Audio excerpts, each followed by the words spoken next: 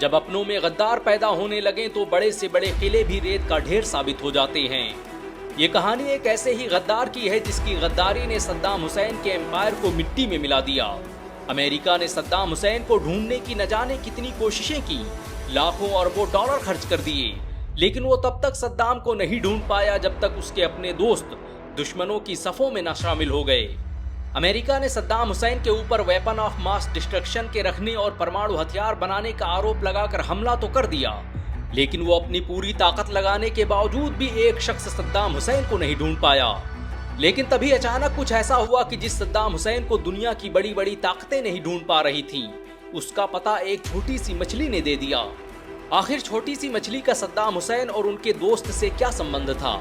आखिर सद्दाम अपने दोस्त के बनाए गए जाल में कैसे फंस गए? तो कहानी की शुरुआत होती है सन 2001 से, जब अमेरिकी राष्ट्रपति जॉर्ज डब्ल्यू बुश और ब्रिटिश प्रधानमंत्री टोनी ब्लेयर ने दावा किया कि सद्दाम हुसैन ऐसे विनाशकारी हथियार बना रहा है जो पूरी दुनिया को तबाह कर सकते हैं।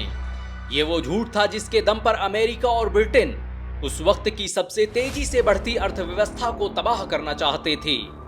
सद्दाम हुसैन के नेतृत्व में इराक ने जिस तेजी से तरक्की की थी, वो पश्चिमी देशों के लिए चिंता का विषय बन गई थी। मात्र 10 सालों में ही इराक मिडिल ईस्ट का सबसे तेजी से विकसित होने वाला देश बन चुका था। अमेरिका ने ब्रिटेन, ऑस्ट्रेलिया और पोलैंड के साथ मिलकर पूरी दुनिया में एक माहौल बनाया कि अगर सद्दाम को तबाह नहीं किया गया तो पूरी दुनिया खतरे में पड़ जाएगी। और इसी झूठ का सहारा लेकर साल 2003 में अमेरिका और उसके इत्तेहादियों ने इराक पर हमला कर दिया। एक तरफ सद्दाम हुसैन थे तो दूसरी तरफ दुनिया की सुपर पावर कहे जाने वाले अमेरिका और ब्रिटेन जैसे देश।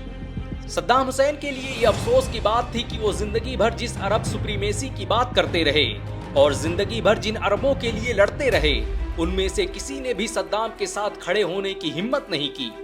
सद्दाम हुसैन ने पश्चिमी ताकतों का बड़ी बहादुरी से मुकाबला किया, लेकिन अपनों की गद्दारी और साजिशों से मात्र कुछ ही महीनों में अपना सब कुछ खो दिया। अमेरिकी सेना ने इराक की राजधानी बगदाद को अपने कंट्रोल में ले लिया। सद्दाम हुसैन से जुड़ी हर चीज या तो नष्ट कर दी गई या तो कब्जे में ले ली गई। लेकिन अमेरिका के लिए परेशानी की सबसे बड़ी वजह यह थी कि वो जिस मकसद के लिए इराक आया था वो अभी पूरा नहीं हुआ था। सद्दाम हुसैन अब भी जिंदा थे। अमेरिका जानता था कि जब तक सद्दाम हुसैन जिंदा है तब तक मिडिल ईस्ट का बाल भी बांका नहीं किया जा सकता। अमेरिका के हजारों सैनिक इराक के चप्पे चप्पे पर सद्दाम हुसैन को खोज रहे थे। जॉर्ज डब्ल्यू बुश ने 9 अप्रैल 2003 को सद्दाम के 24 साला शासन के खात्मे का ऐलान तो कर दिया था, लेकिन सद्दाम अब भी उसकी पहुंच से बाहर थे। पश्चिमी दुनिया की हर एजेंसी और हर खुफिया विभाग का बस एक ही मकसद था, सद्दाम हुसैन को ढूंढ कर लाना। अमेरिका को बस सद्दाम चाहिए था, जिंदा हो या मुर्दा। सद्दाम हुसैन को ढूंढना इसलिए भी मुश्किल था क्योंकि पूरे इराक में उनके कई बॉडी डबल मौजूद थे। इसके अलावा उन्होंने बगदाद की जमीन के नीचे ऐसे ऐसे महलों और बंकरों का निर्माण करवाया था जिनके बारे में अमेरिकी सरकार अंदाजा भी नहीं लगा सकती थी। सद्दाम हुसैन ने 1984 में बगदाद के महल के नीचे 305 गेस्ट हाउस नाम का एक बंकर बनवाया, जिसे बनाने में उस वक्त 70 मिलियन अमेरिकी डॉलर खर्च हुए थे। अमेरिका ने इन अंडरग्राउंड बंकरों को तबाह करने के लिए इराक के एक बड़े हिस्से को तबाह कर डाला। रेस्टोरेंट, होटल, अपार्टमेंट, कोई ऐसी जगह बाकी नहीं बची जहां पर हमला नहीं किया गया। लेकिन इसके बावजूद भी वो सद्दाम हुसैन को ढूंढने में नाकाम रहा। हर हमले के अगले दिन सद्दाम हुसैन का बयान अखबारों में छपता, जिसमें बड़े अक्षरों में लिखा होता, आई एम अलाइव, मतलब टाइगर अभी जिंदा है। सद्दाम को ढूंढने में नाकाम हो रहा अमेरिका हर दिन हंसी का पात्र बनता जा रहा था। हर दिन जॉर्ज डब्ल्यू बुश टीवी पर आकर सद्दाम को धमकी देता और दूसरी तरफ सद्दाम हुसैन अपने साथियों के साथ मिलकर अमेरिकी फौज के साथ गौरिल्ला जंग लड़ते दिखाई देते। मुकाबला बराबरी का था ही नहीं। कहां एक बहादुर जाबाज सद्दाम जो मैदान में अपनी फौज के साथ मोर्चा संभाले हुए था, और कहां बुज़दिल जॉर्ज बुश जो अपने झूठ और दंभ के दफ्तर में बैठा साजिशें रच रहा था। जब अमेरिका सद्दाम हुसैन को पकड़ने में नाकाम रहा तो उसने सद्दाम हुसैन के पुराने साथियों और उसके करीबी लोगों को निशाना बनाना शुरू कर दिया। अमेरिका ने इसके लिए सद्दाम हुसैन के करीबी लोगों का पता लगाया और उनके चेहरे ताश के पत्तों पर छपवा दिए, ताकि जब भी अमेरिकी सैनिक ताश खेलें तो उन्हें अपने दुश्मनों का चेहरा दिखाई दे। ये एक तरह से अमेरिकी सैनिकों को संदेश था कि ताश के इन पत्तों पर छपे 51 लोगों को पकड़ना है। इस कार्ड में सद्दाम हुसैन से लेकर उनके बेटों और बॉडीगार्ड्स के नाम थे। अमेरिकी फौज का लक्ष्य 3 लोगों को ढूंढने पर ज्यादा था। एक तो सद्दाम हुसैन, दूसरा उनके बेटे उदय और कुसै को। अमेरिका ने पूरे इराक में ऐलान करवा दिया कि जो सद्दाम हुसैन और उसके बेटों का पता बताएगा उसे $55 मिलियन दिए जाएंगे। अमेरिका ने सद्दाम के सर की कीमत $25 मिलियन लगाई, जबकि उनके बेटों का पता बताने वाले को 15-15 मिलियन इनाम देने का ऐलान किया गया। सत्ता की चाह और दौलत के नशे ने बड़े बड़े साम्राज्य हिला दिए, तो फिर सद्दाम हुसैन क्या चीज थे? सद्दाम हुसैन पर इनाम का ऐलान होते ही इराक में एक ऐसा गिरोह भी एक्टिव हो गया जिसके लिए अपने देश और नायक से अहम दौलत के वो भंडार थे जिन्हें देने का वादा दुश्मनों ने किया था। सद्दाम पर इनाम के घोषणा के कुछ ही दिनों बाद इराक में अमेरिका के मिलिट्री बेस पर अचानक लोगों का आना जाना बढ़ जाता है।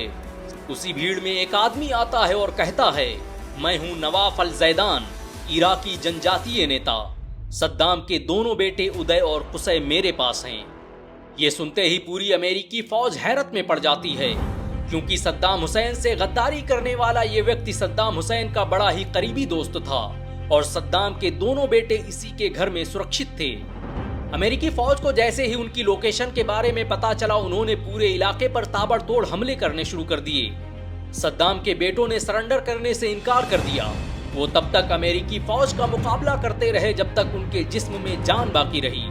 सद्दाम के बेटों और अमेरिकन फौज के बीच कई घंटों तक मुकाबला चलता रहा, जिसके बाद अमेरिकी फौज ने इस घर को मिसाइल से उड़ा दिया। जब अंदर जाकर देखा गया तो पता चला कि इस घर में 2 नहीं बल्कि 4 लोग मौजूद थे। 2 तो सद्दाम हुसैन के बेटे थे, एक बॉडीगार्ड था, लेकिन एक और शख्स भी था जिसे दुनिया मुस्तफा हुसैन के नाम से जानती है। 14 साल का मुस्तफा हुसैन कोई आम बच्चा नहीं बल्कि सद्दाम हुसैन का पोता था। अमेरिकी अधिकारी लिखते हैं कि मुस्तफा की जरूरत देखते ही बनती थी। ये वो बहादुर बच्चा था जो अमेरिकी फौज का आखिर तक मुकाबला करता रहा। अमेरिकी फौज पर आखिरी गोली मुस्तफा हुसैन ने ही चलाई थी। अमेरिका ने 21 जुलाई 2003 को सद्दाम के दोनों बेटों और उनके पोते को मौत के घाट उतार दिया, लेकिन इसके बावजूद भी वो सद्दाम को ढूंढने में नाकाम रहा। अपनी नाकामी को छुपाने के लिए अमेरिका ने धीरे धीरे ये प्रचारित करना शुरू कर दिया कि सद्दाम हुसैन मारा जा चुका है। अमेरिका को लगा था कि अपने बेटों की मौत सुनकर सद्दाम हुसैन टूट जाएगा, लेकिन सद्दाम हुसैन ने जैसे ही अपना बयान जारी किया, पूरी दुनिया में कोहराम मच गया। सद्दाम हुसैन ने अपने बेटों की शहादत पर गर्व करते हुए कहा कि ये अल्लाह की मर्जी थी। उदय और कुसै की शहादत ने इस बात को साबित किया है कि इराकी लोग कभी अमेरिका के सामने झुकेंगे नहीं। सद्दाम हुसैन के इस बयान ने अमेरिकी साम्राज्य की नींव हिला दी। जिस सद्दाम को उन्होंने मुर्दा ख्याल किया था, वो शेर बनकर मैदान में दहाड़ रहा था। इस टेप के आने के बाद अमेरिका को बड़ी ही बेइज्जती का सामना करना पड़ा। अमेरिका ने सद्दाम के सर की कीमत $25 मिलियन से बढ़ाकर $30 मिलियन कर दी और ऐलान किया कि जो उसका पता बताएगा उसे सिर्फ पैसा ही नहीं बल्कि अमेरिकी नागरिकता भी दी जाएगी। अमेरिका साम दाम दंड भेद का इस्तेमाल करके किसी भी तरह सद्दाम को अपने सामने देखना चाहता था। अमेरिकी खुफिया विभाग सद्दाम हुसैन से जुड़े हर उस शख्स पर गहरी नजर रख रहा था जिसका कभी उनसे संबंध रहा था। तभी उन्हें कुछ सुराग मिले कि सामरा नाम के इलाके में एक मछली फार्म से बड़े पैमाने पर मसबूब मछली खरीदी जा रही हैं। अमेरिकी खुफिया एजेंट एरिक मेडॉक्स को पूछताछ में पता चला था कि सद्दाम हुसैन को मसबूफ नाम की मछली बहुत पसंद है।